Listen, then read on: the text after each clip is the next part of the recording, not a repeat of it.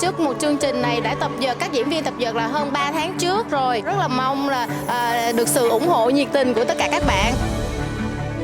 Em là Linh trong đội nhảy Flash Girl ạ. Để có được ngày hôm nay thì thực sự là em đã chuẩn bị tầm 6 tháng trước rồi ạ. Mọi người thấy ai cũng rất là cố gắng để cho chương trình của chúng ta, là hy vọng là nó sẽ diễn ra một cách thật là thành công và tốt đẹp ạ.